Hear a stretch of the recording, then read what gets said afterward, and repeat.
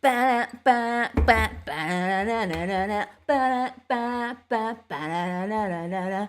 Everybody's working for the weekend. Everyone knows the song. Everybody needs a second chance. Whoa, yeah, yeah, yeah. It's the best weekend of the year, everybody. It is Easter bank holiday weekend. I love Easter time, mainly because I like chocolate. But it was always my favourite time, Easter. And it is the sun always seems to come out, and it was a good sunny day today. So hopefully I can bring some of the sunshine to you. 4-day weekend vibes forever. Woo! Oh man, if only we could have a 4-day week all the time. Oh, hello Bethany, hello Luke. I'll say my hellos in a sec. But yes, it is the 4-day weekend. It's been a good old day Friday to start off the proceedings of the weekend. I hope you have a good Friday and a happy Easter. Happy Easter. Right, I'm going to take these off because it is rather dark to read with the sunglasses on. I wear my sunglasses at night so I can. I'm so happy, everybody. Sonic has made me so happy that I can't speak about it until later, sadly. But you will get the full Sonic. Woo! Team Sonic 20. Everybody out there, if you want to make a video game movie, look at Sonic. We'll get to it. So thank you, everybody, for joining me on this special Friday edition of Locking It Down with Lucy, episode 93. We're running around at the speed of sound. Maybe, we'll see. Well, when I speak, sometimes I do. Also, I've eaten an enormous amount of sugar today that I've just stopped proceedings on the eating because I had like a brain hurt, like not a migraine, but a headache, that's the one, because I was like, whoa, the sugar was a lot. I ate like this massive burrito, and then there was ice cream, then a whole bag of popcorn, and I thought just to be fancy, I'd go to the cinema, and I was really craving just like, Pepsi out of the pump, and I was like, yeah, give me that Pepsi out of the pump, please. Make it a cherry. And she was like, by the way, I put a discount on by accident, so you got it cheaper, and I was like, so yeah, lots of sugar has been consumed. Maybe I am supersonic right now. That's only when I drink coffee, I turn into supersonic. But yeah, no, it's a good Friday. I feel like maybe I should move the show to Friday perhaps, because I need to check my calendar. But things always seem to happen on a Thursday. I don't know if I've done anything on a Friday in 2022. So I'll keep that. Maybe it'll be a good end to the week thing, perhaps. I don't know. We'll see. Thank you all for, again, just joining me whenever I decide to move the show about. I don't know, it's all topsy-turvy. But let us get into what is coming up on the show. What is happening? Retro replay flashback. So we have the poll, which we will get to in a sec. Then we will have the highlights and lowlights of the week, which is your chance to tell me and everyone what's going on in the lives. Then, of course, clip of the week will be something a little different. No, it's not. It's just me out and doing adventures. Then, of course, the main topic, I will review the Sonic the Hedgehog movie, which I saw literally 3 hours ago, and then talk about Returnal Ascension DLC, which I've also been playing. And then I've got a little something for us all to play at the end, a game called Madlibs. I don't really know what it was, but we'll see how it goes. It's and tie into Easter. But let us see who is in the chat this evening on this Friday. Yes, it is Friday. Woo, thank God it's Friday. So we've got Luke and Bethany here on the mod duties. Good to see you both. We have Jazz D, hello. We've got Jamie, hi. Unlucky13, oh, says 2-day weekend, sad face. Yeah, sorry for those guys that are only living the 2-day weekend life. PS3 Gaming says, was Sonic 1 better than 2? I'd say Sonic 2 was better than Sonic 1. But are you talking about the game or the movie? Actually, I think the second game is probably better than the first, but I've got a lot of love for the first game. Rui says, hey Lucy, happy Easter, Lucifer. Thank you, happy Easter to you too. Jose says, Friday special show, whoop whoop. Robert War says, hello Lucy. We got PS3 Gaming Scotland, hello. Gilmero says, party at the 100th episode. Oh my God, it's fast approaching, isn't it? Gosh, I feel like I need to do something. Let me see. Let me think about this. Think about it phonetically before I say it, before I commit. Droma, Lynn Green, sorry if I just destroyed that, said, I think they already did a Sonic video game. I think they did. Eating an enormous amount of sugar. I can tell, Lucy, I can tell, says Bly Highland. Really? Maybe I'm just high on sunshine and Sonic. Sunshine and Sonic. It's good. Locking it down with Lucy. Thank God it's Friday, says Jose. Jack Turner says, hello, Lucy. Your biggest fan tuning in here for another episode. Oh, bless you. Thank you so much. Chris J says, I need some coffee for this. You can't drink coffee at 8 o'clock at night. Is that allowed? Is that legal? I'm not sure. I think I would have a cardiac arrest if I did that. I'd be in bed like... I haven't been awake since like 5:30 today. Yesterday was not... I'll talk about it in Lowlights. I just put myself to bed. I was like, be done with it. Hit reset. Let's wake up today and get going. Paul Vice says, yo, good to see you. Crash Test Gaming says, it's crumb day. Gotta get down on crumb day. Now I get to eat all the crumbs. No one here is stealing my crumbs, all right? I've got some. I've got some good cereal. I'm excited. Welsh Wazza says, Poets Day today. Is it? Well, happy Poets Day. I didn't know it. That was kind of a bad, tenuous line. Let's see who else we have that I haven't said hello to. Rich Gamer says hello as well. So it's good to see you all here on this Friday. Oh, and KRP TV also says hello. I had a terrible headache the other week. I suspect it's because I ate a cream egg. So no more cream eggs for me, unfortunately. I know how you feel. I've not eaten a cream egg since my infamous run-in with the cream egg, which is somewhere on the floor at a couple of tube stations. So, okay. Right, the poll. Let's head to the poll. So I went to the cinema today, and this is what inspired the poll because, you see the trailers. I don't really look at films very often, so I don't know what's happening. So I'm asking you, although I realise I have a glaring problem with the poll, but let's just pretend that I'm going to rewrite the poll in my mind. Which movie release are you most excited to see or interested in seeing? Most of them seem to happen this month, apart from one. Sonic the Hedgehog 2, Fantastic Beasts: Secrets of Dumbledore, Morbius, or Jurassic World Domination. Now, I'm interested. I'm interested to see how this poll is going to shake out because I saw Sonic 2. Now, I just want to talk about Jurassic Park quickly. I mean, I know I'm going to go off on a tangent, but that's what my vote would be. My vote, if I was voting in the poll, because I've already seen Sonic the Hedgehog 2, the votes would go like this. Sonic the Hedgehog 2, Jurassic World Domination, and then I just don't really care about the other two. I don't really care about Dumbledore's secrets, all right? Just, I've never watched a Fantastic Beasts movie, and I kind of would like to keep it that way, all right? They're not canon to me. Whatever Dumbledore got up to, I'm sure it was fine. So yeah, now the reason I'm intrigued by Jurassic World Domination because as a child I loved dinosaurs. I feel like, I don't know, I was speaking to Fran, shout out to Fran today, about dinosaurs versus space. And I don't feel like I was a big space person. I think I only became a space person through watching Doctor Who and then Mass Effect. Like I always shied away from space games because I was like, I don't know. I thought space was interesting. Don't get me wrong. I mean, it's a fascinating concept. But there was something about dinosaurs that I was just super into, to the fact that I had dinosaur wallpaper around my bedroom, which you might see on Sunday. And then I always used to watch any kind of dinosaur program. I watched Walking with Dinosaurs. It was like this BBC One. It was like a big thing at the time. This BBC One show, Walking with Dinosaurs, where they managed to recreate what the dinosaurs looked like. And I think it was very documentary style, as if, I think it was like a wildlife show, but if it was dinosaurs, I used to watch that all the time. And then I really, really liked Fantasia, where they had the dinosaur extinction moment, which was terrifying, but also like super fascinating. So I was big into the dinosaurs.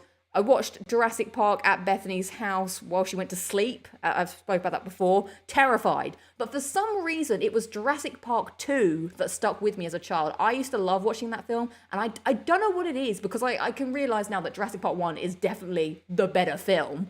But there was something about Jurassic Park 2 that I don't know. You know when you're a kid, you just become like really into something and you just latch onto it. I also remember being like absolutely terrified of the snake in Jurassic Park 2. There's T-Rexes, there's raptors, but for me, I went to bed and I was like, for some reason, I think I watched it with my parents. And I just had this memory of going upstairs and being like really afraid a snake was going to fall on me and like bite me. And I'm like, and then I'm going to get eaten by a dinosaur. But I'm not sure what it is about. I also really like Jeff Goldblum in that film.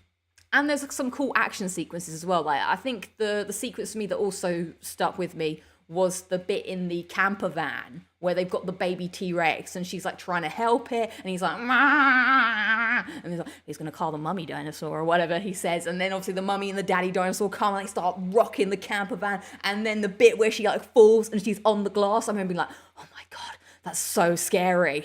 Would I be able to do it? And the glass like cracking underneath her. That was always super cool. Oh my goodness, KRP-TV. Yes, The Land Before Time. I used to watch that as well as a kid. See, I was all over the dinosaurs. Man, that is such a harrowing film that I can't watch it anymore. Littlefoot. Ooh, like the music. I can't. I think if I watched it now, I'd like just self-destruct into a puddle of tears. I'd cry harder than SpongeBob in a SpongeBob episode where he's like crying in a knitted jumper of tears. Yeah, I don't know what it is about the dinosaurs, and also I really liked the show Primeval. Shout out to Primeval. It was kind of like a rip-off Doctor Who, but it was like sci-fi meets dinosaurs. So for those of you that don't know, because Primeval was like a UK TV show that kind of fell off the radar, but it was about a bunch of anomalies that would open up, and these anomalies went through to the dinosaur period. So each episode would be like, oh, what dinosaur of the week has come through the anomaly? And like all these people had to get together and they would form a team, and then they would help whatever happened, make sure that either the dinosaur went back to where it came from or sort it out, because dinosaurs happen to cause a little bit of hullabaloo when they show up to Earth nowadays. But then they did like a little bit of a twist, which I thought was quite interesting, where I was actually really into the first two series. It went a bit downhill from that, but they did a twist where one time the anomaly opened up into the future, and that was like super exciting because this new thing called the future kind, or whatever they called it, came through, and it was like this pretty interesting, scary monster. Well, not really a monster. I don't want to call it a monster. It was whatever had evolved in the future. I can't remember what it was called. It had an interesting name. So yeah, I was all over the dinosaurs. Dino Crisis. I didn't play that. I used to play this game though on the computer. Remember the computer where I think it was called Dino Run, and you looked at this dinosaur and you had to run away from the extinction was coming to get you. I used to play that for hours, and then we'd take turns, like me, my brother, and my sister would each have a go, and I called my dinosaur Speedy, and Speedy would run, and the extinction was coming, and you had to see how long you could go. It's like an endless runner type thing. So yeah, that was this is Dinosaur Chat with Lucy. What's your favorite dinosaur? Now I'm asking you what your favorite dinosaur is, and I really want to know, because I'm a bit boring. I've always been a big fan of the T-Rex, and I think that the T-Rex is because it's the big one in both of the first two films. Like, I found it fascinating. It was always the scariest.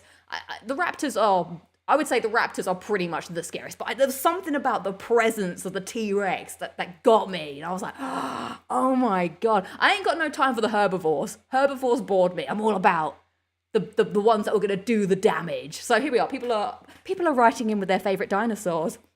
Let's see. Kermit the Frog says the Triceratops. I imagine Kermit the Frog would probably be friends with the dinosaurs. I mean, as an amphibian, I'm sure they would get on like a house on fire. As you know, in Jurassic Park, they used the DNA of frogs to fill in the missing gaps. So let's see. Jamie says Stegosaurus. Stegosaurus is a good shout. Like Sarah. Sarah was a Stegosaurus in The Land Before Time. You should check out Turok. What's that, Terrence? Oh, hello, Terrence. I should have said hello to you earlier. Triceratops is getting big numbers over here. Triceratops, says Fabio. Triceratops. Egopus. What's that? The raptor. Raptor's getting some. No one else loves the T-Rex. Am I alone in my T-Rex love? The T-Rex is badass. Yes, Dinosaurs the TV series was amazing. I had a baby dinosaur Teddy as a baby, says Bethany. I don't remember this. Oh no, the spammers are here. Are they thirsty for dinosaurs? How do I stop them? They've never been here before. Remove. I don't think removing stops them. We interrupt this, locking it down with Lucy. Thank you, Luke. I don't know what they're here for. T-Rex says PS3 Scotland. And Gafferman says, I like turtles. Spam alert! Ring the alarm. And I'm throwing elbows. Ring the alarm. I don't know why they're here. Did you have I did have the Disney dinosaurs. Oh my God, yes, I've just remembered the Dinosaurs movie that you're all talking about. Yeah, the one with Alador. I had that game and I got stuck at the bit where you got to help the old dinosaurs drink the water. And I just couldn't find it. And I was like, I still to this day, I'm not really sure how you're supposed to get past that bit. But that was Imogen's favourite movie, and we went to go and see that film. Me and Bethany went for Imogen's birthday. And yeah, I liked that movie. There's something about the extinction, like, that really fascinates me. And it still does to this day, because it's got to be the most terrifying thing ever. And why it happened, I don't know. It was a big moment that changed the course of the Earth. Like, it could happen to us. I don't know if it could, but man, those poor dinosaurs. Like, I dread to think what they were thinking at the time, because if you didn't die, you were going to die soon. Those who didn't die from the impact probably died from starvation. Like, I don't even like thinking about dogs being sad. And it does make me feel sad thinking about dinosaurs being sad. Because it'd be horrifying. You're just like milling around, you know, protecting your eggs, eating a bit of grass, or maybe looking for some prey. And your whole world blows up in front of you. It would be awful. Barney the dinosaur. I liked another dinosaur from the, what are they called? Not the Wiggles. Dora the dinosaur. Is it something? Is it Dora the dinosaur or Dory or something? Rum-bum-ba-jump. Rum-bum-ba-jump. Look it up. I've already forgotten. I've forgotten their name. The Wiggles. The Wiggles. That was a children's thing. Dinosaurs are fake news. Woo, says James Hooper. Of course, now they have feathers, so they're infinitely, you know, not cooler. There was also a dinosaur exhibition thing that I went to a couple of years ago. That was pretty cool. We went like back. It was one of those interactive experience things where we went back in time, and there was like screens of dinosaurs, and we went on a jeep ride and whatever. And then it was like, the guy was like, whoop whoop, the dinosaurs are coming, get back out. That was pretty cool. Let's see what the chat is saying about dinosaurs. Dinosaur chat. I love tiny arms. That's the dinosaur down. Let's see. Godzilla. I've never watched a Godzilla. Did you see The Good Dinosaur, says Jose? I have not. That is one of the Pixar movies that I am missing from my dinosaur watching. But there's not really much going on in the dinosaur scene. I don't know. The dinosaur's not cool anymore. What is Dino Crisis? I need to look this up. Maybe I should look it up now. Come we now for a journey through time and space to the world of the internet. The internet, come with me to the internet. Wait a minute, I'm loading up the internet. Dino Crisis. It's a survival... Dino Crisis is a survival horror and action-adventure video game series created by Shinji Mikami. And, I don't need all the details. Oh, is it 1999? Fictional location, secret operation, rad team. Is this a good game? Let's see. PS got 84%, 74. Okay, that's not bad. Legacy. There's not quite a new game. 2003 was Dino Crisis 3. I'm not sure. But yeah, I don't really play any games with dinosaurs. That is an omission from my dinosaur love. Anyway, this is all very fascinating, I'm sure. Let's head back. Let's head back to Westchester. Dino Crisis next live stream. It's a legendary game. Really? People have wanted a Dino Crisis remake for years. I'm like, Resident Evil with dinosaurs? No. What? I've got to look this up later. I've got to YouTube it and have a look. Wow. This sounds exciting. Maybe I need to get back into dinosaurs. Gotta get back to dinosaurs. Does Far Cry Primal deal with dinosaurs? See, that's the thing. There's this other area of time where there's like not quite dinosaurs, but there's still like, I guess that's the Ice Age, isn't it? That's like when the saber-toothed tigers are about and the woolly mammoths. There's those animals. They're like fine, but it's the dinosaurs, man. The mystery that keeps on giving. Right, so let us now, that's my dinosaur. Wow, let's look at the poll quickly. Okay, Sonic is winning. Nice. But that is why, anyway, to go back to what I started with, that's why I'm interested in watching Jurassic Park or Jurassic World Domination. Now, I know the new movies aren't great. In fact, I've only actually watched Jurassic World. I didn't actually watch the second one. But I've always kind of wanted to watch the second one. Because I only want to watch it because I like dinosaurs. But I know that they're not as good as the original. I even watched Jurassic Park 3. And that's not even that great, really. I also just like the characters. Like, I like Sam Neill, I like Jeff Goldblum, and all the other people, you know, Laura Dern. Yeah, so they got me. I want to watch this film because I want to see those guys. I don't particularly care for, I was about to call him Chris Pratt, and his favorite dinosaur. Also, so I watched the trailer, having not watched the second one. I'm like, what's happening now? Because it seems like they're trying to do what Jurassic Park 2 kind of did, but couldn't quite, they didn't quite pull the trigger on it. Like, what would happen if dinosaurs came to the mainland? Which is another reason why I really like Jurassic Park 2. But then whenever I watch it again, it's so short when the T-Rex is walking around town. But that's so cool. So maybe this is what happened. Because I'm like, I watched the trailer and I was like, what is going on here? There's like, he's riding a horse with other dinosaurs. What? I don't know. I found it bizarre. I just want to see Sam Neill and Jeff Goldblum, to be honest. I forgot about Jurassic World too. So yeah, I'm curious to maybe see it. We shall see what happens. I don't know, maybe I think Dino Crisis is a must. Lucy Play it. Play it. Is it on the PlayStation Store? Rawr, says Rui.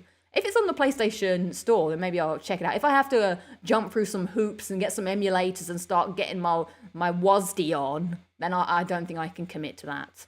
Well, it's the final one of the new trilogy, so they're probably going to go mental with it.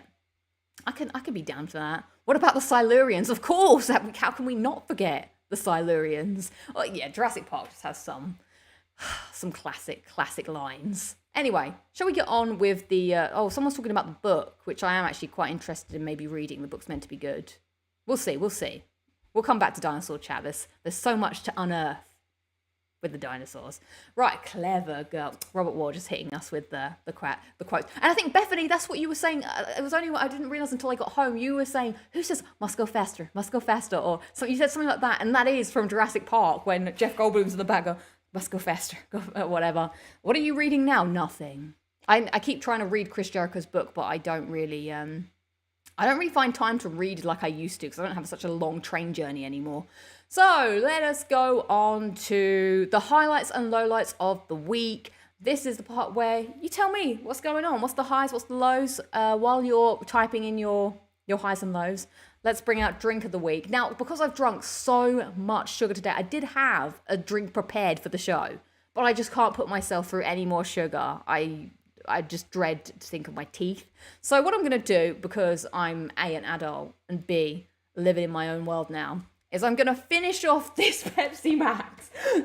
Well, because now I can drink this because there's no sugar, and I'm just going to drink it straight from the bottle. And it is gloriously flat. Glorious.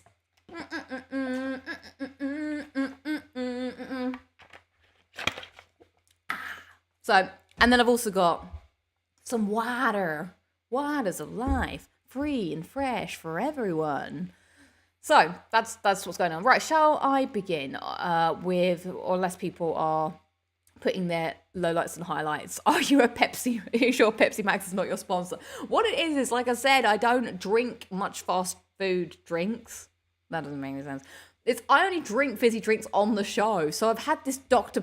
Pepper, this Pepsi Max, since a month ago, and I just slowly drink it down very slowly. But no, I'm not sponsored by Pepsi Max, but I would be open to the suggestion. Hit me up, Pepsi Max. So let's see what is going on. Missing Collectibles says, got Platinum 200 Bioshock. Nice. Is that the same bottle from last week? It is, Fabio. It's the same bottle from like a month ago. How to say water in Great Britain? Water. Now, the reason I like to say that is because it's from Fallout 3, when 3 Dog coming to you live and loud and proud from a DC hellhole. How's everyone doing? One of his news announcements is he's talking about the Jefferson Memorial, and he's like, what's the name of your dad? I can't remember. Liam Neeson. What's his name? I can't remember. But anyway, he's like, blah blah blah. They're doing the Jefferson Memorial and they're going to purify the water. Imagine that. Waters of life, free and fresh for any, or something like that. And that's why I always think of that quote by 3 Dog. What a guy 3 Dog is. Big shout out to 3 Dog. Month-old Pepsi washed down with water because I'm an adult. I can do whatever I want to do. Kermit the Frog says, there was a blizzard. I've been stuck inside since Monday. Oh, that is sad. Hopefully you will be able to be free of the blizzard soon. Let's see. Rich Gamer says 90% done with Days Gone. Just be finished tomorrow. The game that never ends. Days Gone. I've had a week off work, says KRPTV. That's always a highlight. Nice. Dusty says lowlight of the week is costing me $3,000 to fix my car. No. Highlight of the week is Horizon Forbidden West Shiny. Woo! Shiny. Congratulations. Let's have a look. Chris J says, highlight in my hometown. For Easter, reunite with my doggo. Oh, that's really sweet. Rubber War is saying, got my 5th platinum of the month. Wow, nice going. Jamie says, highlight, had 2 weeks off work as it's currently Easter break, so not going back to work till Tuesday. Nice. Lowlight was Chelsea lost to Real Madrid in the Champions League. I'm not sure what happened to another football team. I was literally about to start a sentence that I realised I probably shouldn't say, so let's just pretend I didn't say that. Because that wouldn't be good. I'd be told off by many of my friends. James was the dad in Fallout 3. What was your surname? You had a surname, right? What? James what? He was one of my best dads in video games. James. Maybe you don't have a surname. Do you need surnames in the post-apocalypse? I don't know. Lowlight, lost my spark for gaming in March and I haven't gotten it back yet, says Chris James. I hate when that happens, but hopefully you'll find it soon. I think sometimes you're going to go through the ebbs and the flows. I also go through times of that. So yeah. Kermit the Frog says, I'm trying to platinum Skywalker Saga. Nice. Mega Chop Pork Gate. I said that all the wrong way around. Mega Pork Chop Express says, highlight of the week, went to one of Europe's largest retro arcades in Bury, 7 hours in total. Lol. No, nice. Is there anything you miss from your parents' home, Lucy? A cooked meal? Pretty much that. My dog, Luna, obviously. Other than that, not too much, really. Yeah, I do miss coming home and there being food on the table like I'm some husband from the 60s. Wife, where is my meal? Now it's like, oh, I've got to do something myself now. Gamara says, Lowlight is long weekend and I'm working. No, that sucks. Let's see. PS3 Gamer Scotland says, going to Insomnia this weekend. What? Really? How? Why? That's pretty cool. James Protagonist. I just call him Daddy, says Rui. Rui. Daddy? He used to go, hi, honey. And I was like, oh, he's such a dreamy dad. So let's go with my lowlight of the week. I watched a couple of sad documentaries this week, one about Caroline Flack. I don't know how many people know of Caroline Flack, but she was a TV presenter and she died. I always liked her. I didn't watch a lot of her shows, but I kind of wished if I was a presenter that I would have some of her energy or vibe or something. I don't know. I just really liked her. I thought she was a fun presenter type person. So I watched a documentary about her life and how she died, which is quite sad. Then I also watched the documentary about Nikki Graham and how she died. She was a Big Brother contestant. Probably one of the most other than Jade Goody, another famous Big Brother contestant. And she had struggled with like anorexia and stuff and how the lockdown kind of failed her on that. So that was another sad documentary. What am I doing? Yeah, Love Island Woman. That is her. And then I also watched another documentary, which I don't know if I really want to talk about it. It was on Netflix. I'm sure it's on Netflix. I don't want to touch on it too much. But I watched the Jimmy Savile documentary, and it was just, I don't know. I can't even it's just disgusting to think that something like that happened. What troubles me the most is the fact that they can't take his knighthood away. That's just terrible. Anyway, so I don't know why I went down the road of watching all of these really bad documentary. Well, not bad, but I guess more of a low mood documentary, which probably led to some Thursday. I just felt pretty blah. So, but I just watched Doctor Who episode and went to bed. But yes, Nikki Graham, she did die last year during lockdown. Oh my God, no, it wasn't last year. I think it was in 2000. Maybe it was early 2021 that she sadly died. Yeah, okay, Bethany, you did watch it too. Yeah, it's horrific. I can't. I just so annoyed. Who is she? Where did you find her?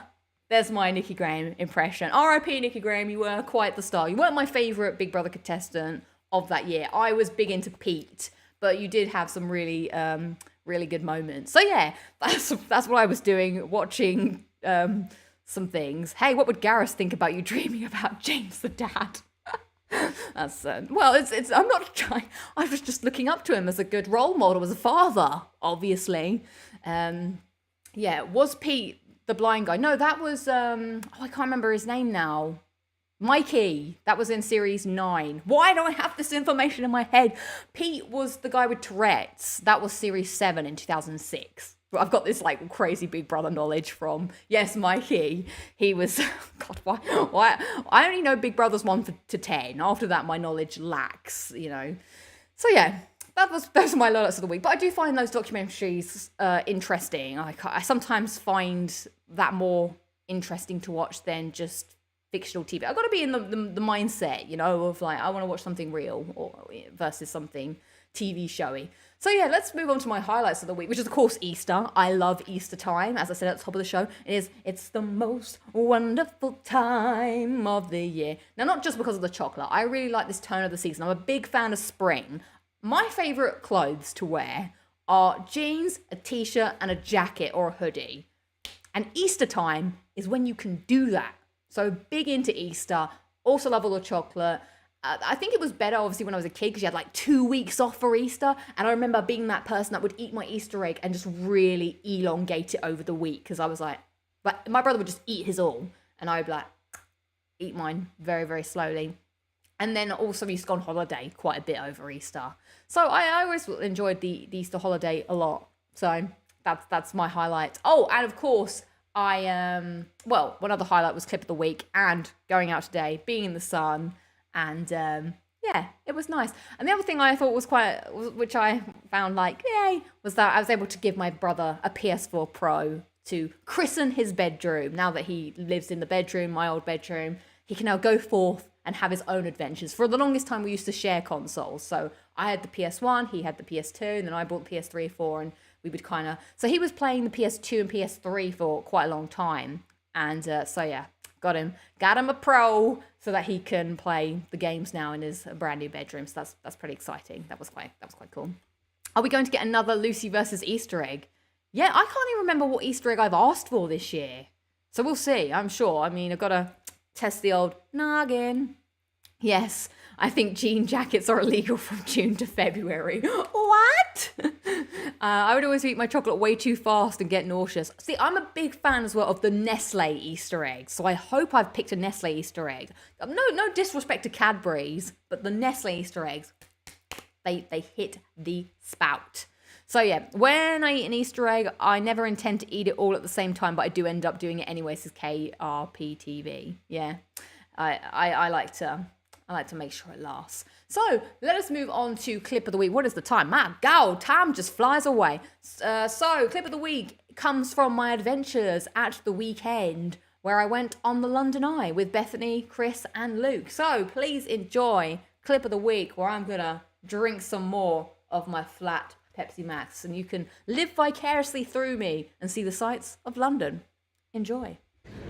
Welcome to Clip of the Week, where it's a lovely sunny day here in London, and it's a great day to go on the London Eye. I'm on the wrong side of the bridge. I should have really been on that side. I don't even know how to get to that side. I haven't been on the London Eye since about 14 years ago. My dad was like 50, and I was a stroppy teenager back then, so maybe I'll be less of a stroppy teenager this time when we go on it. But yeah, I'm excited to see what it's like. This is one of the things on my... Well, it wasn't quite one of the things on my to-do after lockdown list, but I feel like it's something to do, innit? Something to see. And then we're going to get on the boat later. That was on my to-do list, so that's exciting.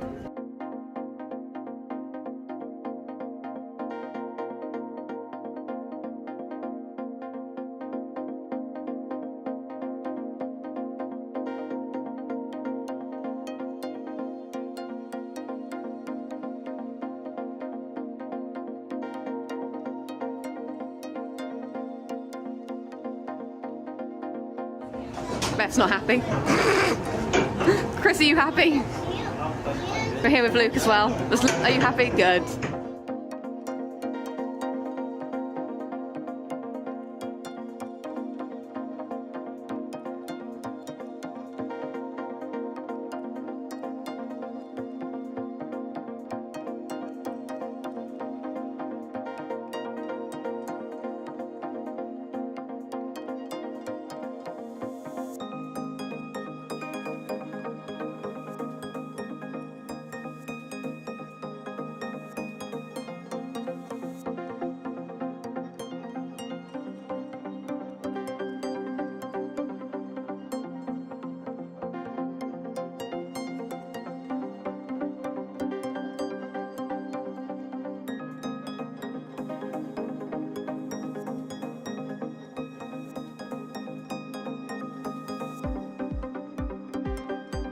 Oh, I can't get it even on the camera. No, it's because I can. We're moving. There's Buckingham Palace. Luke's trying to find it. No, I'm trying to find it. It's literally maybe you need to stand here. Get big bed. Yeah, there's the spaceship. Yeah, the London spaceship. No such thing. I've never heard of it. Yeah, it's really famous, the London spaceship. Well, the BT Tower's over there somewhere. That's pretty big. Yeah, there you go, there's the BT Tower. I don't really know what happens in this area. Yeah, Big Ben's good. Oh yes, that'd be all Westminster. Oh, that must be that place where everyone gets buried when they're famous. Yes, that's the one. Good tour guide, this, isn't it? Knowledge. Yeah. Oh, we're getting close to the top now. Woo!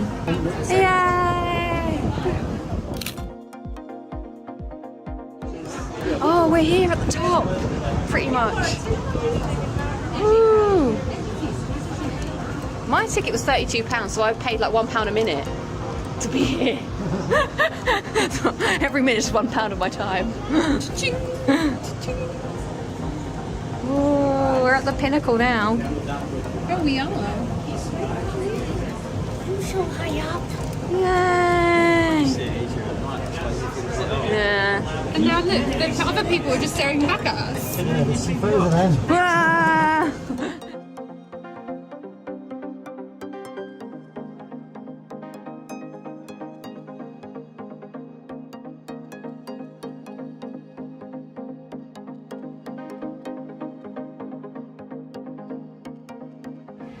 To get off while it's moving. Whoa, that is weird. Goodbye, London Eye.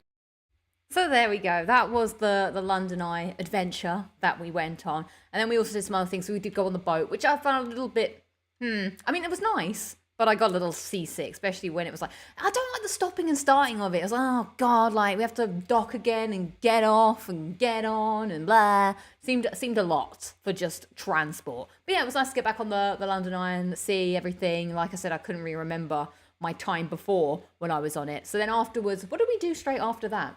There was, oh yeah, some bowling. We had some cocktails. That was pretty good. But then we went to a place where we could do lots of things. So there was like axe throwing. That was pretty fun. There was the darts game. There was also, did we do? Golf. A lot of stuff that we did that day. That was a good day up London. Oh God, Lucy was aiming to relive the tube experience, but by boat this time. No, absolutely not. Oh, Fabio, I'm glad that you enjoy the vlogs. I really, sometimes I forget that I actually make sometimes, well, if I've got time, little tiny like baby vlogs every week for this, which is quite interesting when I think about it. 'Cause sometimes I feel like I haven't edited a video in ages. Oh no, they're back. Ah, without clothing. We are always fully clothed here on Locking It Down with Lucy. Okay, so yeah, then we did all the things, and it was a nice day out. Let me see. Oh no, ring the alarm. Oh, thank you very much, Luke. Troll alert. I don't understand why. Why do they do that? Jack Turner says, I've been to London once in my life because I live all the way in Derbyshire.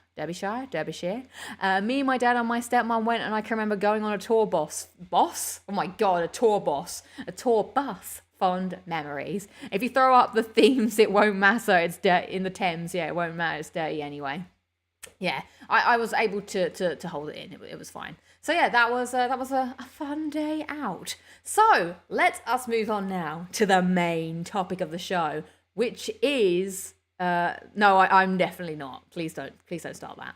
I've got nothing to show. Oh yeah, the seal. We saw a seal in the River Thames. I couldn't believe it. Yeah, Beth and Luke are like, the seal. That was so exciting. It didn't come back, and I had no idea that we had that. That's like the closest to wildlife that we have here. I mean, I'd say the next closest thing to wildlife is a fox. Like, we don't have bears just roaming around, but we have seals. So I think that's pretty cool.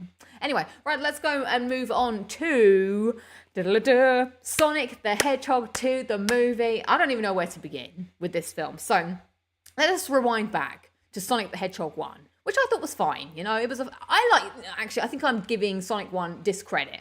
I enjoyed Sonic the Hedgehog 1. It was acceptable fun, as my friend Rue would say. Shout out to Rue. And, you know, it was good. I kind of went into it being like, okay, what's this all about? I didn't watch it too long ago, to be honest. And I was like, And then I came around to it and I really liked it. So, was looking forward to watching the next one. And I've got to say, everybody, this movie, don't worry, I'll put the spoiler hand up when it's happening. This movie knocked it out of the park. I was smiling the entire way through. Big Sonic fan here. It was the first ever game that I beat. It was the first ever game I felt a real connection to. I love the little blue guy. And I gotta say, I'm gonna just say it. I don't know, it might be controversial. This is the best video game movie ever. And I've not seen many. So you could take that as you will. But this is mild. Okay, right. It made me, like, have you ever felt so happy you wanted to cry? Because I felt like that watching this film. I was like, this is so good. I love it. I can't even begin to just. I'm just looking at my notes because I'm saying so much, but I just can't tell you how much it was so enjoyable, and it felt like such like they get it. They embraced the source material, and I think that's the problem. So many of these films just want to take the source material and just run with it and do their own thing. Like, oh, Resident Evil was a popular thing. Let's just take the name and the themes and just do our own thing. No! Sonic embraces what it means to be Sonic. Now, I know out there are a lot of Sonic haters, all right? And I get it. Sonic has been bastardized, whatever you say, however you say that, many times. I like the classic Sonics. I kind of drifted away from Sonic in the PS2 era. I didn't really play much of anything else. I've not seen the cartoons. Like, I get it. Sonic has, had to endure a lot in his time. He's like a mascot that gets plastered onto anything and everything. So I get the Sonic hate, but this is like the Sonic. Like, this is how you do it right. There is so much in this film that as a fan, I literally, I can't tell you the amount of times that I sat there in the film being like, oh, I really hope this happens. And it happened. And I was like, oh my God. There was one point I was so excitedly happy that I had to look at Fran and be like, it's happening. Like, and this is how you do references, everybody. We'll get to the spoiler section later on. But here's the thing. You guys know I love Uncharted. It's my favorite video game of all time. But Sonic holds a special place in my heart. Now, I can't say that a Sonic game is my favorite game of all time because it's just not, it's on a different level. Like, Uncharted is on a different level to Sonic, but I just love Sonic, I don't know, maybe because I was a poor Sega kid. I don't care. But they do the references correctly, and Uncharted could learn a lot from it. Now, the thing that me and Fran said to each other, we did have a bit of a debrief afterwards.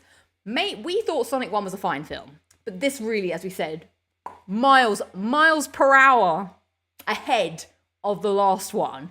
But so maybe that could be a good point for Uncharted, the Uncharted 2 movie, if there is an Uncharted 2 movie. The first movies have to kind of set up the premise. Here are the characters, this is the world, blah, blah, blah. It feels very textbook, kind of blah, blah, which is kind of what happened in the first Sonic. Like, here's Sonic, this is his background, he's going to meet the person, you have to do all the introductions, and it felt a little pedestrian, the first one. Whilst I enjoyed it, I can't say I liked the actual story or found that the story as interesting. I was in with this story. They did so much that it was so good. Like, the references aren't even references. They're just in the film. Like, here's an example. It's not a spoiler, don't worry.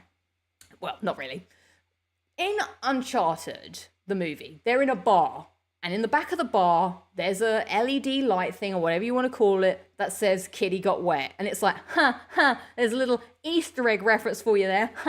Sonic doesn't do shit like that, all right? There's no just like, oh, plastered Easter eggs around. Everything that is in this film that is a reference is actually utilized in the film. Like, it has a place, it has a meaning. So, for instance, the coffee shop is called the Mean Bean, and things happen at the Mean Bean. It's not just, there's a poster in the background that says Mean Bean Coffee. It's the place. And I was like, this is great. Like, there's just so many things like that, which I was like, yes, there's so much goodness. So what have I written here?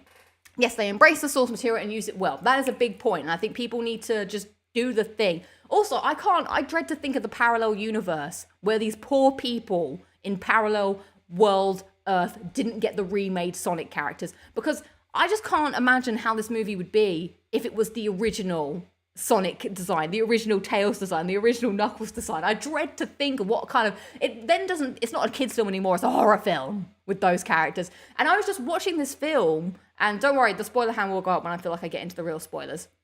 And I just feel like this film just looks so much better because these characters look like the characters.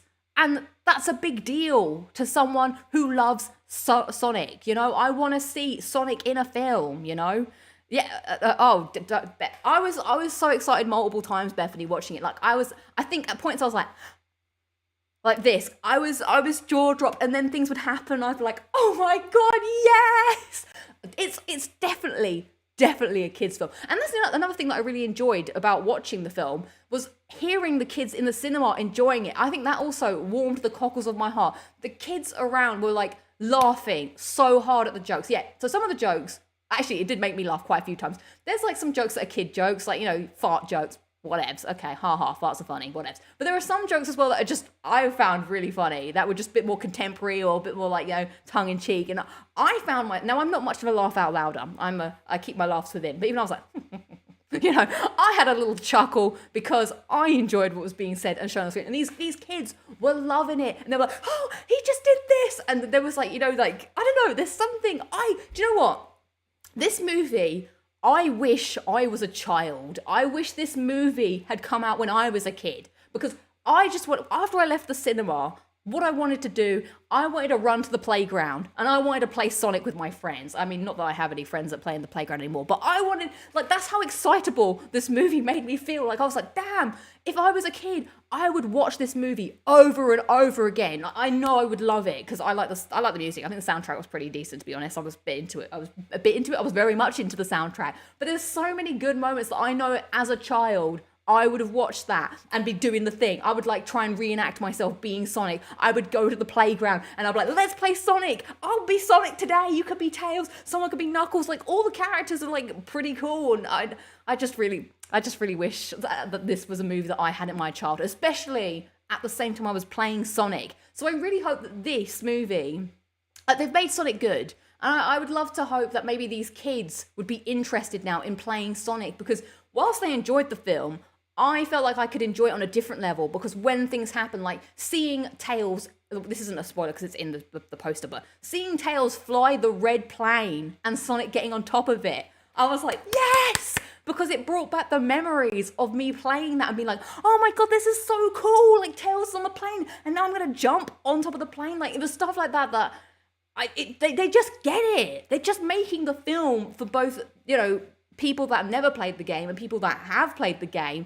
I was like, I was just so happy watching it. It was just, I can't tell you how much I enjoyed it. Now, before we get into the deep spoilers, I do want to say it's not all. There are some things I wasn't too into.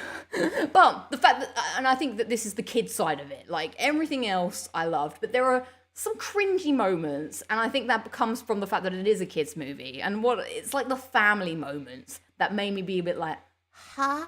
I don't know. So basically, I don't know why Sonic's a boy. Why is Sonic a boy? He's a man. Surely he's a man. Well, he's a man hedgehog. But I was perplexed to discover that Sonic has... I thought in the first movie, the point was Sonic and that human man are friends. But it seems like in this film, they're son and dad. And I was like, Sonic was a boy for the first 2 minutes of the first film. Clearly he was, unless he was he's a toddler, sure. But I was like, are they all children? Is Sonic a child? I found that very odd. So I wasn't into that. And there are a lot of cringy sort of moments where it's we're a family and we're all going to come together and blah, blah, blah. I'll talk about one moment in particular that also, okay, the Tom and the girl, which I can't remember her name, apologies. I like them, they're fine, but they're not in it too much. Why can't they just be normal people and have a baby? Okay, maybe there's other things going on, but I just felt this is very strange that they have this super Sonic child, hedgehog, that they've now brought into the fold. And I was just like, what? And they treat him like a child.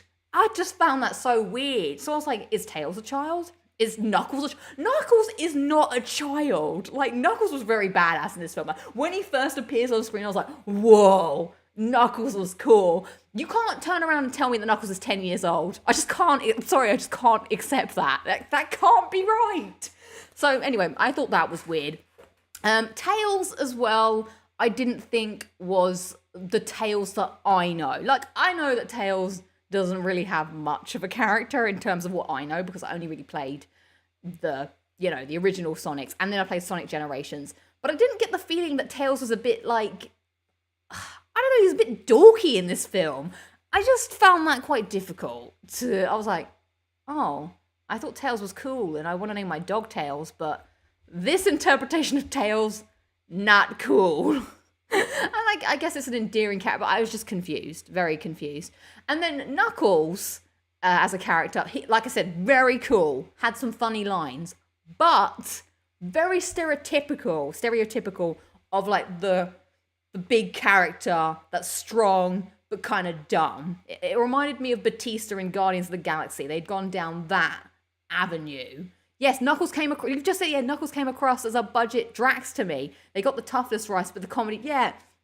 I felt Knuckles was a little off too, and I couldn't quite work out if it was Idris Elba's performance. Like, I really liked him in the Suicide Squad, but here some of the lines was a little off for me. Like, I was kind of like, but the design of the character, pretty damn cool. Now, of course, I've not spoken about one of the best parts of the film, which is, of course, the legend that is Jim Carrey as Dr. Robotnik. Again, absolutely, like, loving it, think it, like, he's having a great time. It's funny because he doesn't actually spend that much time interacting with other human beings in, like, a lot of the movie is just Sonic, Tails, and Knuckles doing their thing, and maybe one other person just talking to them, which is quite, I really enjoyed that actually, because it was just like they were leading the way. It wasn't like, oh look, it's an animated character with some humans. Like, they were leading the charge, like they were the main characters, and Jim Carrey had a lot of just time just talking with them. So I can imagine for him, he's just like talking to nobody, but yeah, he's just like having a laugh, giving all of the lines. Like, he has some great one-liners, one in particular which I thought was very interesting. Where I was like, what does that even mean? I don't know. But yeah, off the chart. And I hope that, I know Jim Carrey, he did speak about maybe retiring, but then he also did speak about if he would want to play Dr. Robotnik as fat. And this is the thing as well that I love about this. Okay, this film is pure, unadulterated Sonic. Like, I know in the first one, Jim Carrey doesn't really look like Dr. Robotnik, but there's a reason for that. It's character building. Maybe I could say the same for Uncharted. I'm just giving the same feedback. But this film, like, I feel like I'm shouting. The microphone is going red, but I'm so passionate. This film, they just lean into it. He's got the Dr. Robotnik outfit is ridiculous. Like, what is this? Like, he's got those little glasses and the big mustache, but they don't shy away from that. They stick him in the outfit. And then there's other things that happen that I was like, I can't. Like, in my mind, as I said, I was like, wow, wouldn't it be cool if they did this? And I was like, they did it! They did the thing! Like, it was just, every time I thought I couldn't get more excited, more things happen. That was just, like, great. So, yeah, big fan. Is generic leading man back from the first film? Thankfully, they aren't in it as much. Now, I'm going to move on to spoiler talk, okay? You ready, everybody, for Not Penny's Boat? The spoiler hand. The spoiler hand is up, all right? Because now I'm going to get into the nitty-gritty. Yes, definitely perfect casting as Jim Carrey for Dr. Robotnik. I'm just like, what a dude. So where do I want to start? Okay, let me just start with the cringe factor before I get into the good factor, because I want to say a few things. So going into the family moments that I found really cringy, there was a particular moment that stood out for me. And there was, spoiler hand is up, so mute. When the spoiler hand goes down, you can open your ears again. There was a particular moment at the end of the film where they all think they're going to die. Tom, the guy, the wife, and Sonic. And they're huddled together, and Sonic's like, I love you guys. And then Tom says, I love you too, Sonic. He has a wife who he doesn't say he loves. And she's just cool with just dying and him saying that. So pretty much he's saying he loves Sonic more than his wife. And I was like, oh my lord, this is a lot. So anyway, I thought that was kind of weird. And then there was, I was saying about the Sonic being a child, that was odd. So yeah, it was those bits that I was like, but I get it. But I don't like the idea of this child Sonic. But I'm a big fan of the portrayal of Sonic. I feel kind of like we're kindred spirits. Maybe we'd get along if we were friends. I'd like to be friends with Sonic. Pretty good. Because Sonic's saving him, not his wife. So let's go on to some of my favourite moments from the film then, which I would really, really like to talk about it. I'm fine hearing spoilers. It won't spoil it for me. Cool. Yes, Truman Show is great. So the quote that I wanted to pull out from Jim Carrey is, you are as useful to me as a backstage pass to Limp Bizkit. What does that mean? I love it, but I can't tell if it's... But Limp Bizkit are back, baby. Has he not listened to the latest album on his Deaf to the World playlist? You can listen to Dad Vibes. Can't live with him. Can't live without him. With the dad vibes.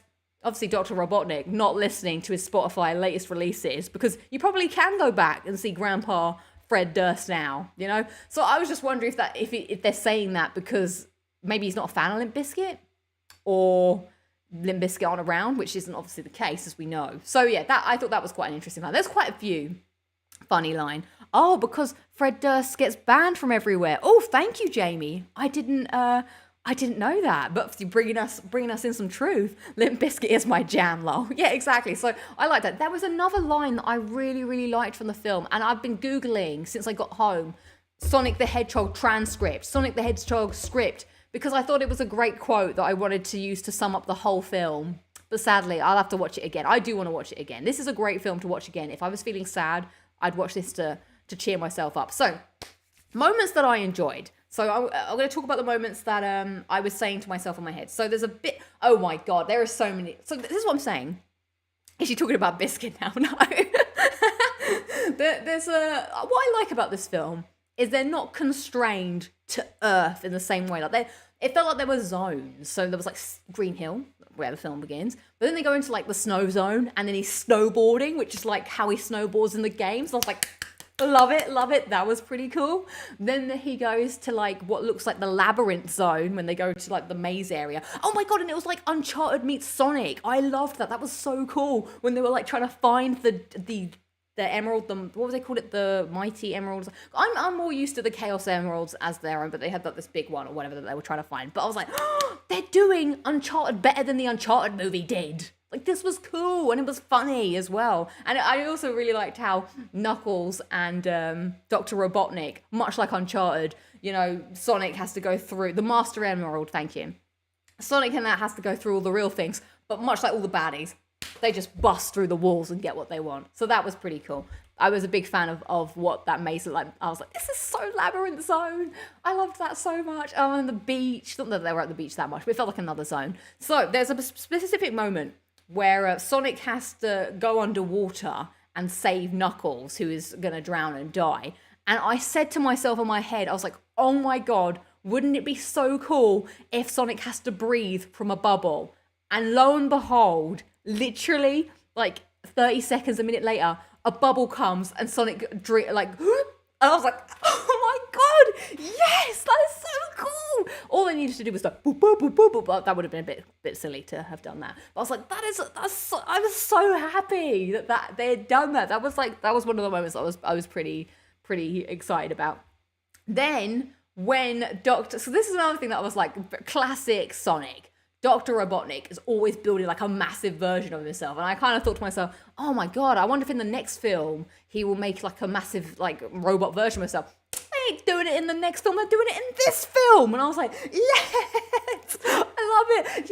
Yes, give me more, I want to see it. And then the bit that tipped me over the edge, that almost made me get up and just cry in like, just applaud. Like I wanted to be at the Oscars and throw my hat and be like, woo, woo, woo.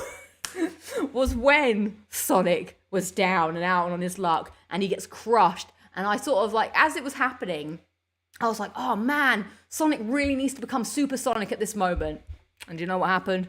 Fucking Super Sonic happened. I was like, I went to Fran, I was like, it's Super Sonic. And he was so cool as Super Sonic. I was like, yes. I don't know why this Sonic has got me so excited. And that's why I want to go to the playground and play. But I'll probably be banned if I'm like, hey kids, any kids want to come play Sonic with me? No. I hope Sonic is cool. Oh man, I want Sonic to get over so badly. I want to go interview some children and ask them, do you like Sonic? I want Sonic toys, like Toy Story toys. I just bring Sonic back, please, for the love of God, make it good. So yeah, those were the moments that hit for me. I was just so into it. And then at the end, my favorite part is the credits and they're doing the whole game. I want to play Sonic the Hedgehog, the film, the movie adaptation game. Why hasn't this happened? I'd lap it up. Would you lap it up? I would be so for it. Like, do you remember? My childhood was full of movie adaptation video games. Let's do the reverse. Let's have a video game, make a film that inspires a brand new video game and give it a goddamn platinum, Sega. All right, I'm sick of playing Sonic games and not being given what I am owed, which is a goddamn damn platinum trophy. You want me to play a blue sphere for what ridiculous amounts of time? Give me a platinum. But I want to play it. I want to do that so badly. Like, it looks really fun in the credits, at least. I'd be happy to do both games in one. Like, does anyone else want this? Because I don't know, where do I sign up? Where do I start the petition? Make the Sonic the Hedgehog video game. No, make the Sonic the Hedgehog movie a video game. I want to become Super Sonic, and I want to see the Jim Carrey version of Dr. Robotnik. And maybe they could do some of the, you know, pipe in some of the, I don't know. I don't really want dialogue. I want it to be classic 2D side scroller. All right, with some of the music like from the movies or whatever. They can do it. Hell, can I help do it? Somebody give me a job. I want to make a video game, and maybe I can make Sonic. I'm not sure if there's not that much UI in Sonic, so I could do it, I suppose. But yes, I want it. I want to play it. I want to play the game. I want to watch the film again. It was really good, everybody, in case you didn't know.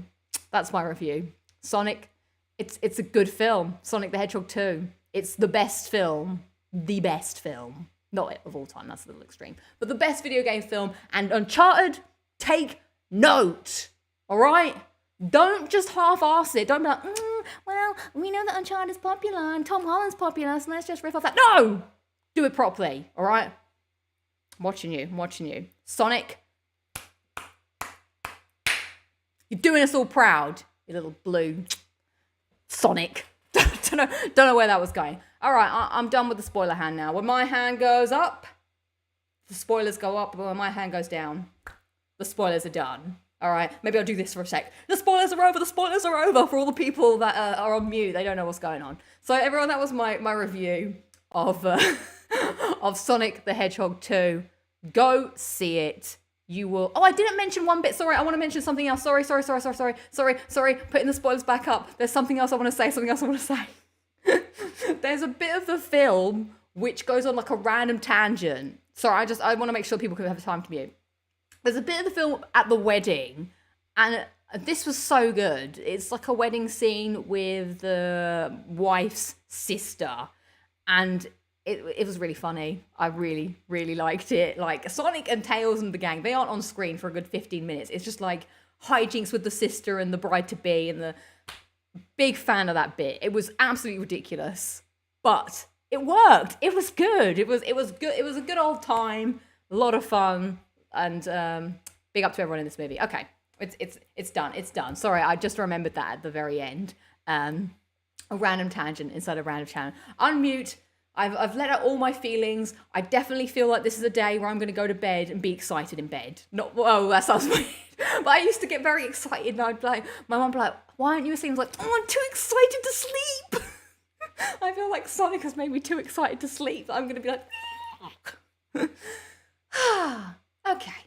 Shall we move on to some video games? Let's do that. So that's what I've been watching. What have I been playing? Well, God, I haven't even made it through. I made it through. Oh my God, and it's 9 o'clock. Right, let's move on to Returnal Ascension, the DLC. Right, I've got a clip to show you for this. All right, let's head over. I'm going to drink some water and think about what it is I'm doing on the internet with my life. Okay. Clip number 2.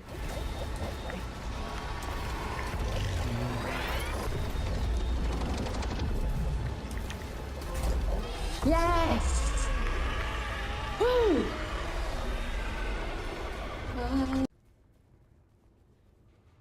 Okay, where am I? Oh, I'm over here. Returnal Ascension DLC. I thought I'd just put that little trophy tidbit. That's what I'm saying. And someone is saying, who is that? Dusty, you're saying that this bit of Coke Gafferman. Ew, that leftover Pepsi does not look appealing. I used to be very afraid of the leftover Pepsi, especially when it starts to get all gross at the top here. The trick is just keep drinking it and it never gets gross, all right? It's all flavour, no fizz, all flavour. It's great.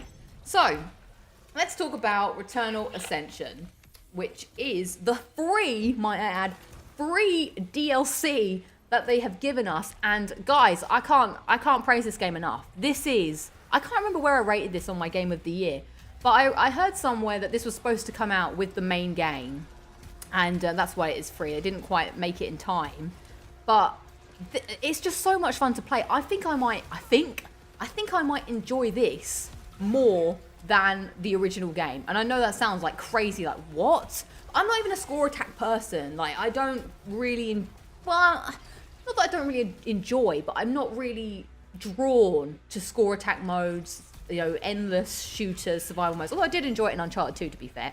But there's something about this mode that has really got me. I like as well that you can just pick it up and play it for however long, and then you're just done. You can do a run, and you're done. I think with the main story, there's a lot of pressure to get to the boss, because that's the goal. Whereas here, and then you start running past enemies, because you want to get to the boss. But here, there is no running past the enemies. You just got to get through, like, the room. And it doesn't feel repetitive either. I remember when I first played it, I was kind of not looking forward to dying. Obviously, death is inevitable. But I was like, oh man, if I die, I'm going to have to do it again. But it actually doesn't feel like doing it again, which I think is like the key that makes this so interesting and fun to play, is that when you do start again, you get a different experience each time, which I'm super, super into. So one of the things that I really like to do is when we get to a bit of gameplay, well, we're watching the gameplay right now, but the rooms are procedurally generated, but you do see somewhat similar rooms, but it's not always. You get different things. Look, there's coronavirus. Fuck you, coronavirus.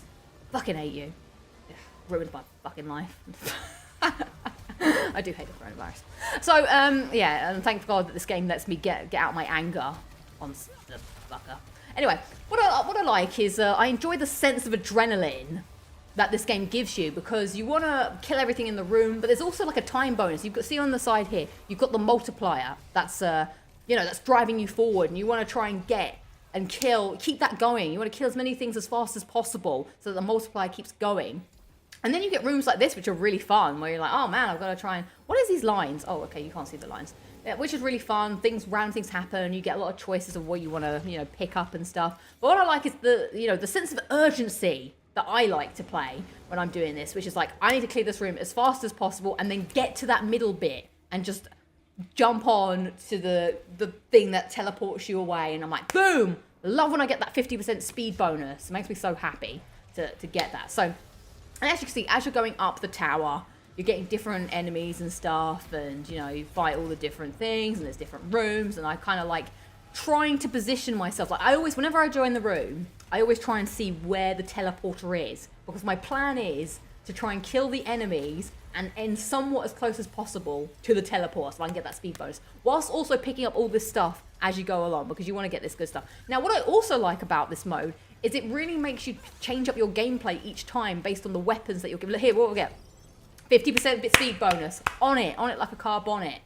So, here's an interesting room where sometimes you have to like pick things. Oh, you get an Atropos key. I can't wait until we get to a certain bit of gameplay, which can't wait to talk about that. Anyway, I really like how it changes up my weapon usage. I was very much, so my favorite weapons in this game, everybody, are the Hollow Seeker.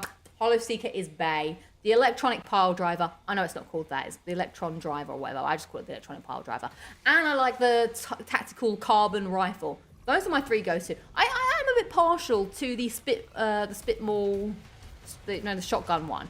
So, but this game, because you want to be good and you want to try and take down the enemies, in the original game, I'd kind of hold on to my Hollow Seeker.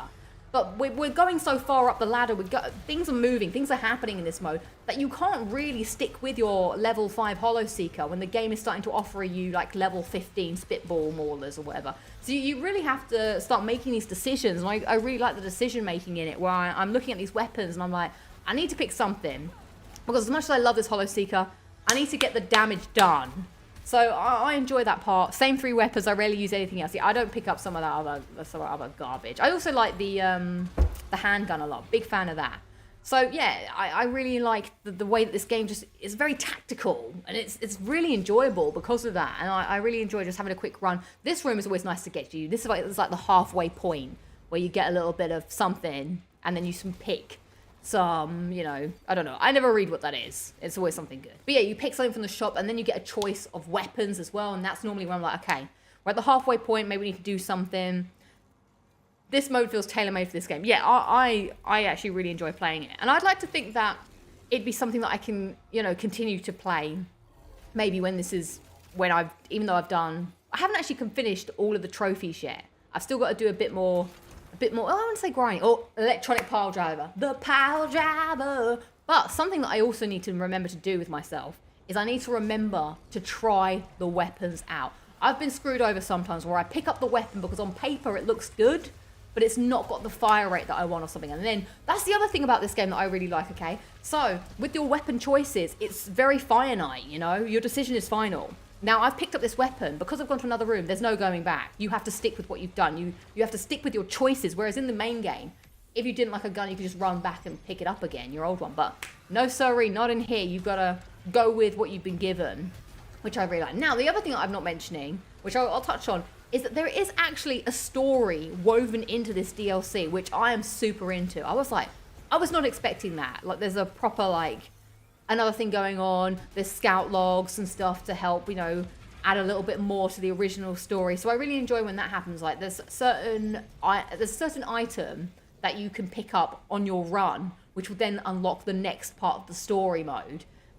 So yeah, I think I'm one more away from getting the final item. Oh, by the way, that room is a really interesting room. So there's sometimes you get to a room where you have to make a decision because the teleporter won't open unless you pick whatever it's offering you. Now sometimes, oh, this thing's really cool. This thing's really cool. This takes you to another place. So anyway, as I was saying, what was I saying? Oh yeah. So you get to the room where you have to choose, and sometimes the only choice you have is bad.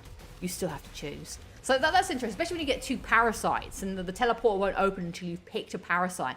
And I'm really bad. I got to a point in the game where I stopped using the parasites because I was like, I can't be bothered to have this. The disorgan. That is such a cool gun. This is what I want to talk about as well. This gun is so cool. So they've added a new gun to the game, which is actually an L1. It's a consumable gun.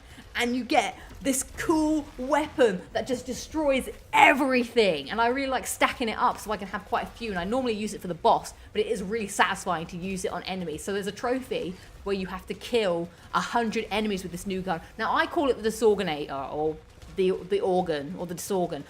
It's got a proper name. Again, I don't read. I just see letters and I just muddle up a thing. But I'm always like, yes, it's time to use the Disorgan. And you don't know as well, the Disorgan is different when you use it. It's got like, much like the weapons in the... That's what I really love, the weapons in the game. Yeah, the Hollow Seeker is cool, but the Hollow Seeker isn't always the same Hollow Seeker. It's got different abilities and different...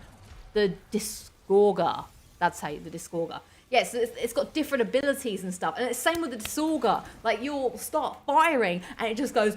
And I was like, what? Oh, it's so good. So I always like saving up my Atropos keys because more often than not, the Disorgan is behind the locked door, and it's like, it's time to do some work. Oh, and these rooms are really exciting as well. There's so many choices to make. So depending on how you feel, it's like, oh, do I want the weapon? Do I want the oblights? Do I want health? And it's stuff like that. The game is also very giving. I feel like you're better at this mode because it's always offering you health all the time.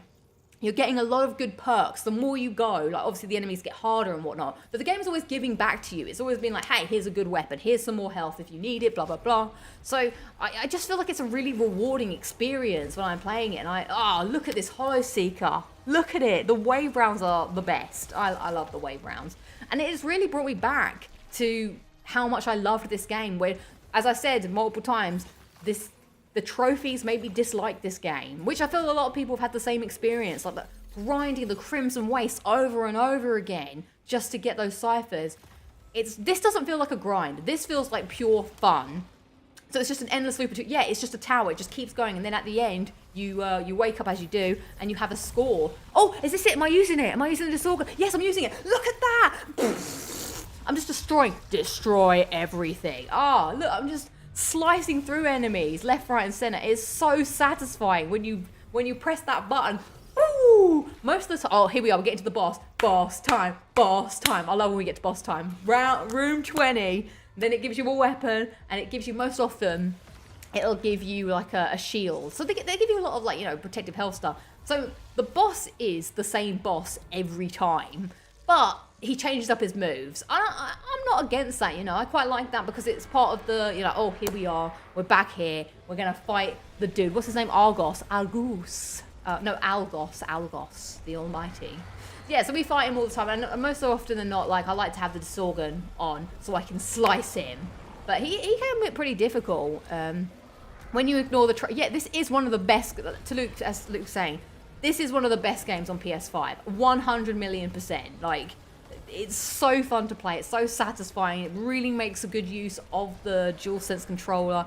If you haven't played this game, or you don't have a PS5, I would highly, highly recommend. This is one of my top PS5 games to play. If I was going to give... Maybe I should do that. Top PS5 games to play. I'm not really sure how many there are, to be fair, at this point. But this would be number one, I think. I don't think anything is greater.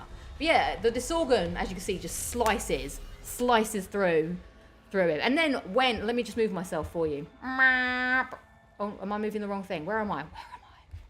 Now, when you beat the boss... Oh, we've moved on now. I've moved you on. When you beat the boss, you get a malfunction that stays with you for the entirety of your run, which I think is a really exciting thing as well, because now, like, the game giveth, but it also taketh away. So now I've got Lowlights disappear 1.5, so that's not a big deal. This is really poor gameplay, probably. I think I'm now I'm on phase 2, room 12. So the rooms are getting tougher, which I like, because this is the bit where you're like, round 1 is for, like, getting back in my groove, and then round 2 I'm like into the things, and we're going. So yeah, I like that. There's just, every time you play it, it feels different. It's fun, it's exciting, and they gave it to you for free. I couldn't believe it. So I'm working my way through getting the final trophies for this now. I've not got too many left. I've not finished the story, and I do need to kill 100 people with the disorganizer, whatever it's called. Which leads me to the fact that if I do get time to stream, I would like to stream tomorrow maybe. I'll be streaming this. I'll be streaming myself playing Returnal, trying to get those final trophies, and yeah, I'll be sad to be finished with it. But this has been a great game to play when I have like just an hour. It's so quick and easy, just get going. This is funny, so I actually was playing this to record capture specifically for today, and I actually was quite tired, and I was like, oh man, I won't play for too long. I'll just see what happens. And I was getting so tired, and I just wanted to die, but my pride wouldn't let me die. I was like, no. I'm not throwing the run away. And it was just so funny because I kept going and going. I think I made it to the 3rd boss. And all I want to do was capture a bit of gameplay for this segment. And I was just like, when will I die? But I also, like I said, didn't want to give up. Oh, here's a scout log, so we get some story. Very, very good. Love it. I hope you guys are also enjoying the DLC. Let's see. Which is better, this or Elden Ring? I have actually jumped back into Elden Ring. I think that's difficult. I don't want to count Elden Ring because I still feel like Elden Ring is still 1 foot in the PS4 era, 1 foot in the PS5 era. If I want to be pure to the cause, I'm terrible at doing these flipping lasers. I would like to do a list that was purely games you can only play on PS5. Like, if you've got a PS5 for the first time, what should you play? This is what I'm saying is a must-have for your console. Does this mean you've gained some faith in DLC content, Lucy? Oh, yeah, you're right, Gafferman. Yeah, if this DLC wasn't free, I wouldn't have bought it. Now, faith, I think, is a strong word. Because there is good DLC. I think I don't know. I think maybe I would have bought this DLC if it was on a sale and then realized how good it was and had been like, oh, man, maybe I should have played it sooner. But because I like to get the DLC, as I said, for the games I really like. And this was a game that I very much enjoyed, and it's just so satisfying to play, and I just really enjoy how it just feels, you know. Why didn't you buy The Witcher 3? I did buy the Witcher 3 DLC. Exactly, and we've got free Bugsnax DLC coming out this month. It's all happening. It's so exciting.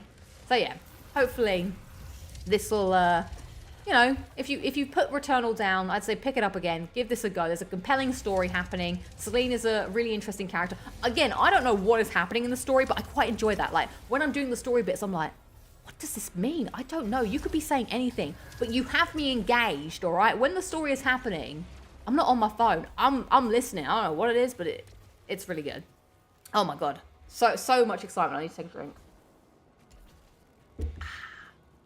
Now, someone asked, when are the Platinum Trophy Tales coming back? What my plan is, I do have some in the... I need to get on it. I just need some time. I'm kind of got to a point where maybe I need to have a few in the can, and then I'll start uploading them. So then you have a couple, because I want to do Returnal, which I have filmed and I have done. I'd like to talk about Mass Effect, and then I've got another one that I would like to do. It's just getting to that point. The problem is when you play Elden Ring, you play nothing else, and it literally sucks your life. Returnal and Elden Ring make buying a PS5 very persuasive. Yeah, I should look at what maybe we should do that together. Together, or not at all. This is going rather off track, but this is the last thing I wanted. Oh yeah, I wanted to do the Madlibs. I'm sure that won't take too long. Can I do this? Platform, PS5. But then we probably will get PS5, PS... I don't think I've played that many pure PS5 games. Like, I'm just looking at my list and it's like Returnal. I don't even think that was. Life is Strange True Colors, but I think that was on PS4. Yeah, that was on PS4. Ratchet and Clank Rift Apart, Destruction All Stars, and Astro's Playroom and Bugsnax. So there's not that many. I mean, there must be others that I've not played, but out of the games that I normally play, those are the only ones. And so this is top tier, definitely. Astrobot, definitely, yeah. So there we go. That's my review of Returnal Ascension. It gives my... Oh, God, the gameplay's over. It's a must play from me, which is perfect. That leads me into the final segment of today's show. Demon Souls, says Luke. Yes, Demon Souls. Nice. Yes, good shout. Which is going to be a game called Madlibs, where I need your help to participate in the game. So let me grab... So I heard this on another podcast. Oh, Bugsnax was on PS4 as well, was it? Oh, okay. Sorry, no, Jurassic World is not this month. I got messed up. Sorry, Casey Link. All right, so... Madlibs, I heard someone do this on another podcast and I thought maybe this would be fun. So we'll see, maybe. It could be a bomb, we'll never do it again. So there is a story, a very short story, that I will read to you for the end of the show. But there's a few words missing in the story that I want you guys to help me fill in the blanks. So get your English on, everybody, your English grammar, because I'm going to ask chat, please, and I'll just pick whoever I see the first. I would like to ask you guys to give me an adjective. An adjective. What's an adjective again? That's like quickly or something, isn't it? It's like a word that gives the things that are coming after it a bit more of a boost. It's like a booster. So, oh, this might be a little interesting with the lag. I need two adjectives and a noun. This could go wrong. I don't think so. I think everyone will be good, won't they? You know, we're not going to go crazy. Flashbacks to English class in elementary. I'm getting flashbacks to, oh, that's an adverb. I need to go back to English class, like bully. So yeah, I need two adjectives, please. And then a noun. It's turning into countdown. Shout out to countdown. Sonically. Okay. Sonically. I'll add that here. Sonically, which I can't spell. Another adjective is a describing word. Okay, well, we're all learning together. It's all English together. Fury. Okay. And then a noun, please. I need a noun. And then a plural noun.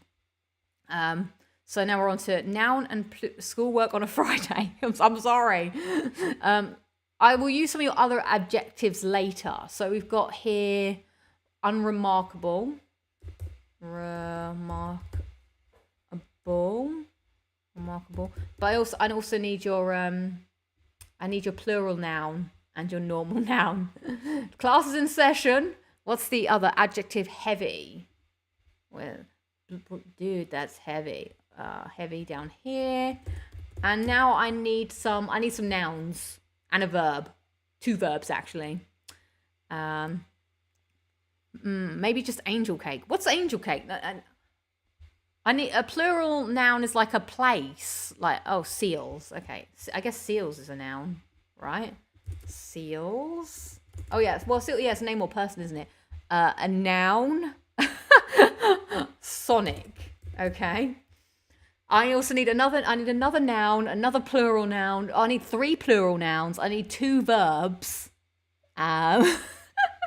This has turned into an English lesson. Oh, someone said it's beautiful. Now, beautiful is an adjective, isn't it? You don't know what angel cake is. Oh, Toronto is a place. Yeah, I do need a place. Ooh, baby, do you know what that's worth? Ooh. Okay.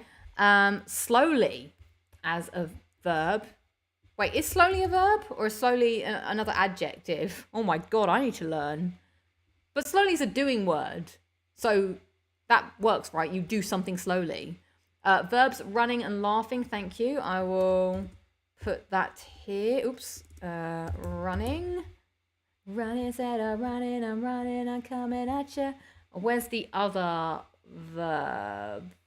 Oh, I've used all my verbs. Softly. I need a plural noun. 1, 2, 3, 3 plural nouns, please. 4 plural nouns. What is a plural? Well, plural noun is like oak trees. Okay, that's a plural noun, I guess. Oak trees. This is going to turn into some kind of, I don't know what this is going to be. Oak trees. Explosion. I'll make that a plural noun. Explosions. Explosions. Another plural noun. Slowly is an adverb. Oh, well then I need a verb. Another verb then. Maybe, someone put laughing. So together we're making this story, by the way. I'm not just asking you for random things. This is going to come together. I need another plural noun and another noun. Hagrid's. Okay. I don't know if crunch, dogs, football boots. Oh, okay, dogs. That's a plural noun. Learning with Lucy. And I need another noun and I need 2 nouns. We're getting to the end, don't worry. Oh, okay, bananas. Nice. And then I need 2 just normal nouns. 2 just nouns. And then the story is complete. Story makers, stories are magical, stories are fun.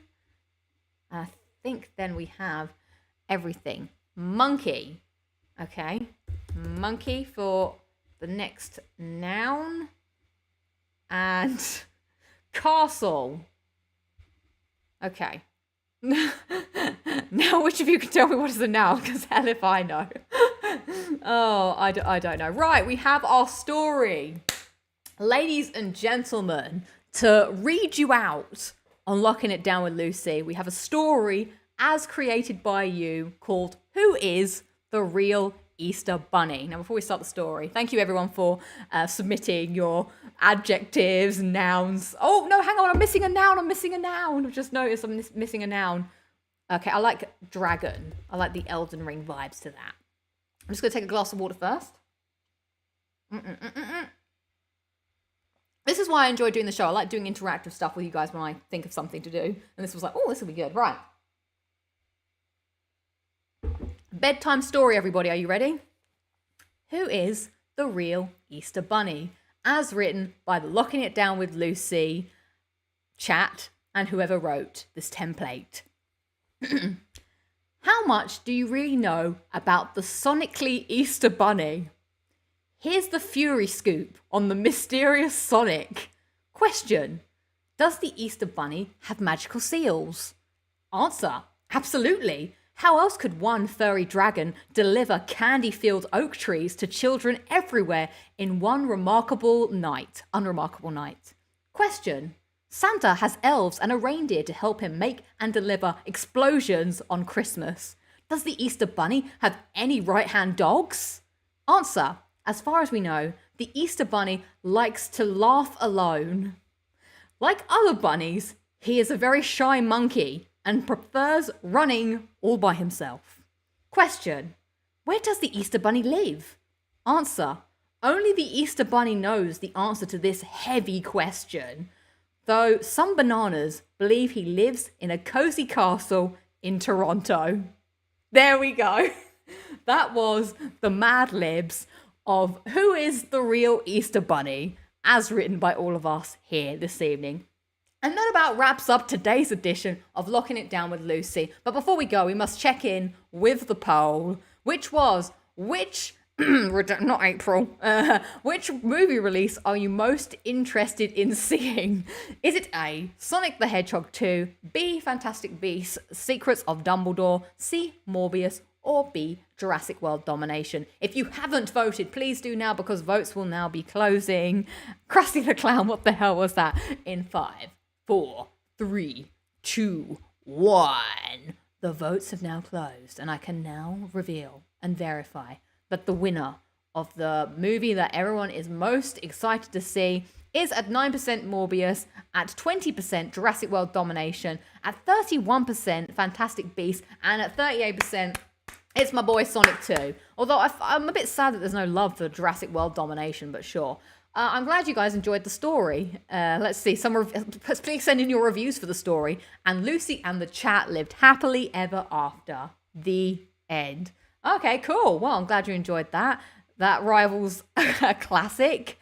How could you not be excited for Sonic 2 after that review? Exactly. I mean, I'm so excited that I want to play Sonic, but I'm not going to play Sonic because I'm going to actually play Elden Ring now. So have an amazing Easter weekend, everybody, and thank you so much for joining me. Thank you so much, Luke and Bethany, for the mod work today.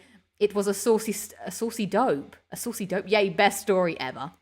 I will see you maybe hopefully tomorrow for a stream of Returnal, and exciting, on Sunday there'll be a brand new video. The video will be my tour of my old room and the tour of the brand new flat, so hopefully that'll be exciting for you to watch. There's also a Luna cameo in that video, so you'll finally get to see the true travesty, the disparity that was my old bedroom, and more of the new flat. So look forward to that on Easter Sunday. I will see you all next week for more Locking It Down with Lucy. Keep it locked on the channel for more stuff. Until then, I've got no sign off. Until then, have a lovely Easter break and eat lots of chocolate, because that is what I intend to do, and have lots of sugar. And next week, I'll drink more of this. Till next week, Pepsi Max. Because I'm done. I'm full on the sugar drinks. All right. Adios. Advidise. Adieu. Farewell.